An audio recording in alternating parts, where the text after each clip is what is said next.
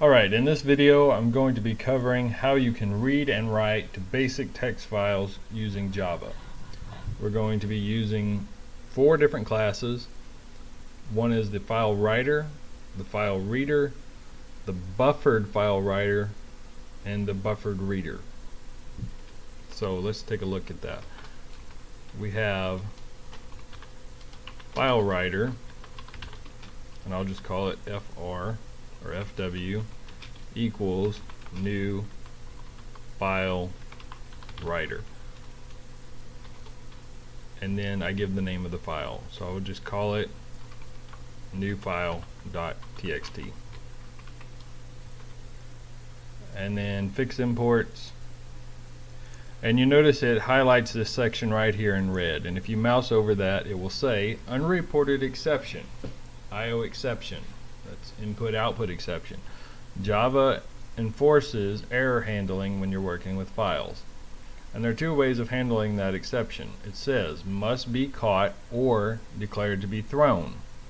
We already know how to catch it. I could write this, wrap it up in a try-catch block to handle the error, and that would work just fine, just like we did in the last video. Another way of handling that error is to throw it. If you throw an error, the function that catches the error will throw it back to whatever function called it before. So if we were doing in some function other than main, and main called that function, then that function throws the error back to main. If main catches the error, then it throws it back to the system.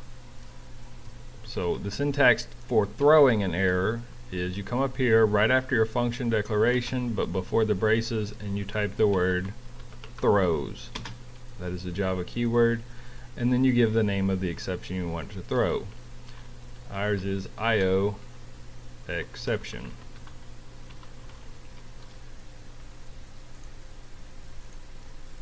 So now the red's gone, it's happy. This is not the best way to handle exceptions in most cases because you don't know what happens here. Your program could still have an error and it's just going to throw it back to the system. But this is sort of the easy way out for handling errors that you don't want to wrap in a try-catch block. Remember that try-catch blocks limit the scope of your variables.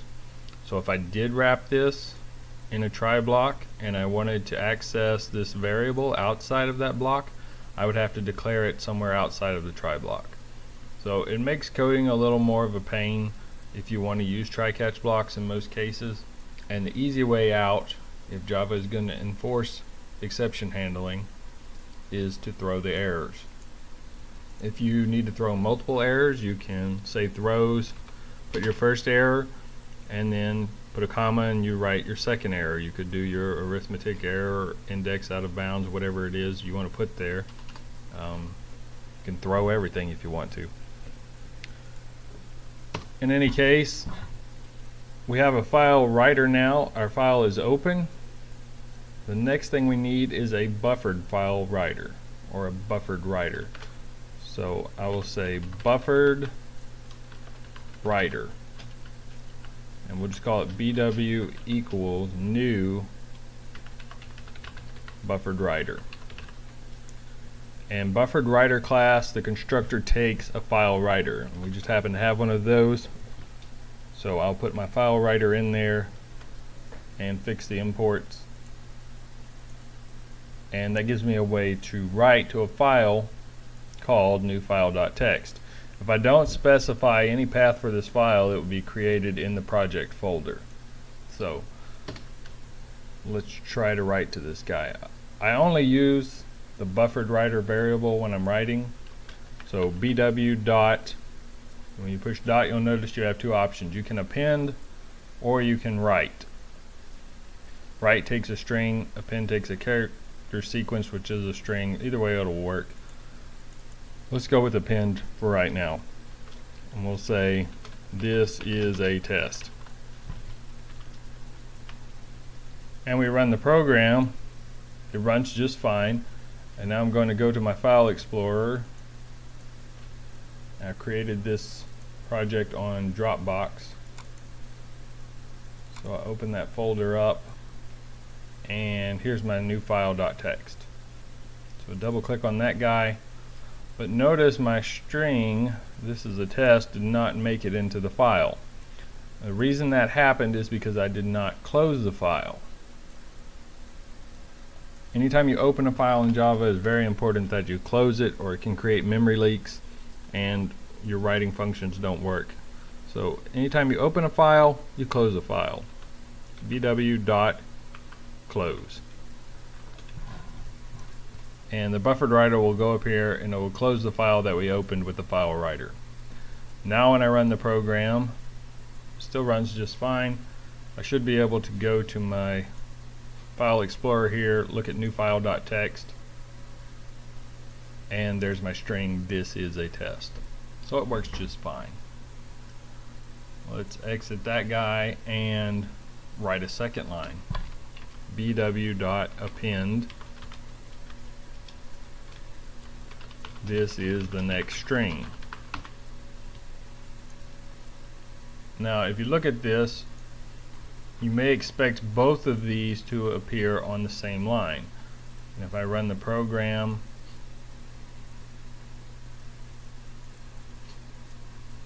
let's open the file back up. In fact, they do appear on the same line. So how do I get this is the next string to appear on the new line, on the next line down? The way of doing that is to go up here and put a backslash. Now you may be thinking \n, but it's actually \r\n.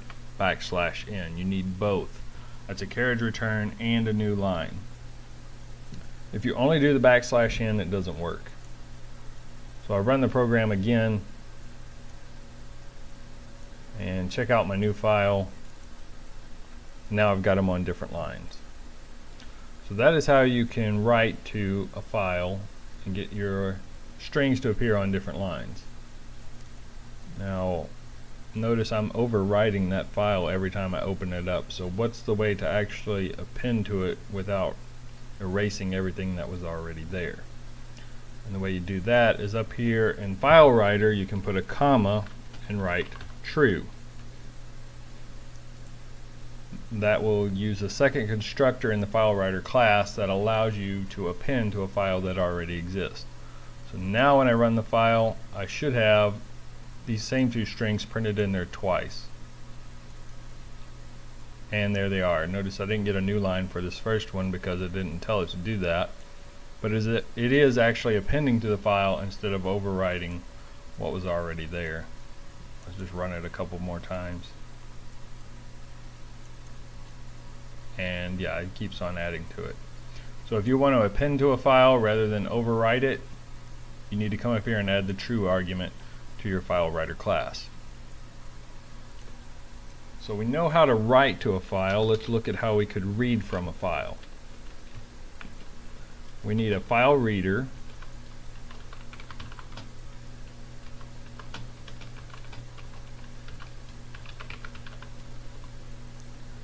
File reader opens the same way that File Writer does. We can say new file.txt. Fix our imports. Both File Reader and File Writer are going to throw this exception. File Writer, even if it doesn't find that file, it will create it for you, just like most programming languages. But it still requires you to have the IO exception if you're going to use that class. In File Reader, we also need a buffered reader, so buffered reader br equals new buffered reader. Buffered reader takes a file reader, and I just happen to have one, so there it is, file reader fr, fix imports. So we want to read a line from the file.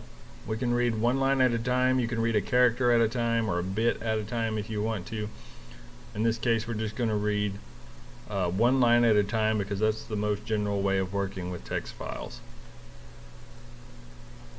To do that, we need a string to store our input in. So I'll just create a string here, and I will call it S, and say S equals buffered reader dot read line. We have read if we want to read in a single character, and we have read line if we want to read in the entire line, which we will in most cases. So s equals read line, let's do a print statement.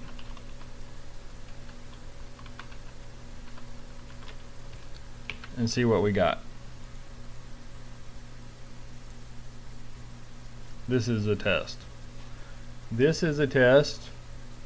Should be the first line of our file, and it is. I'm still appending to this file every time I run the program.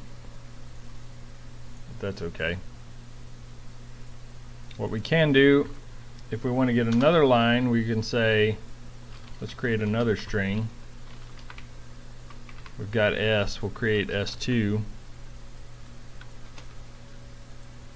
And we'll do another read line. S2 equals br.readLine. And we'll print that line out as well.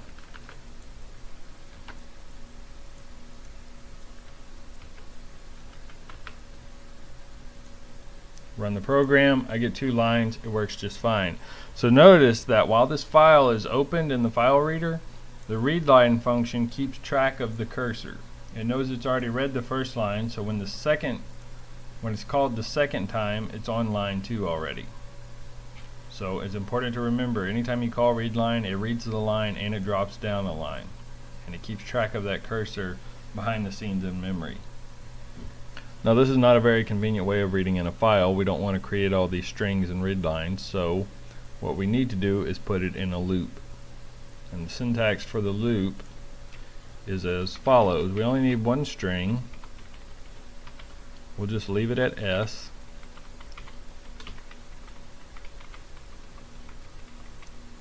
And we will use a while loop. We'll say while S equals br.readLine, and then I'm going to wrap that in parentheses.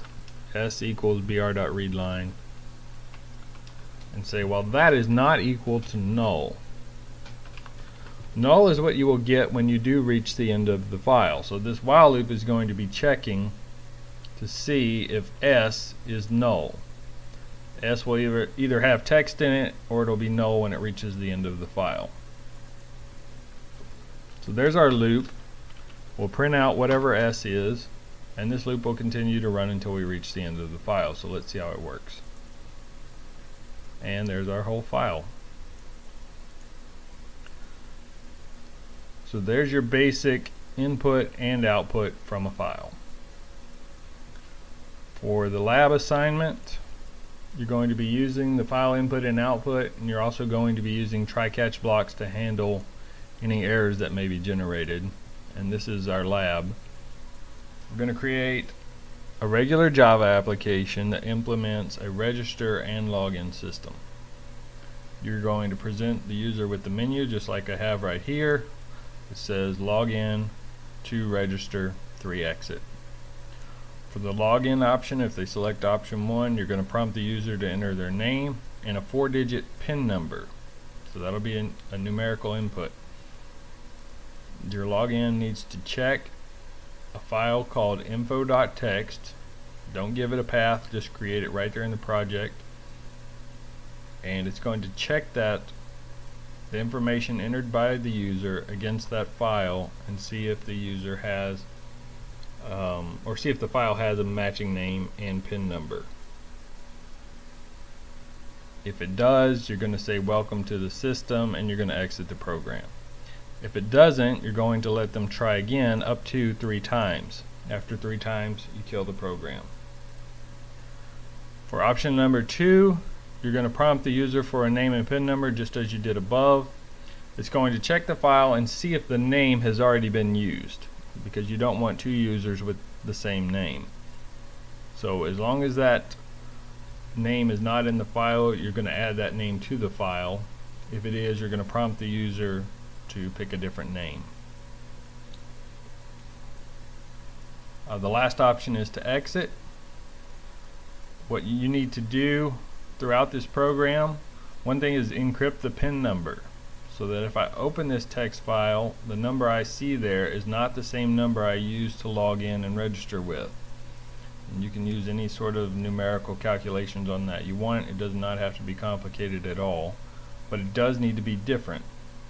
So you need a way of ciphering and deciphering the PIN number.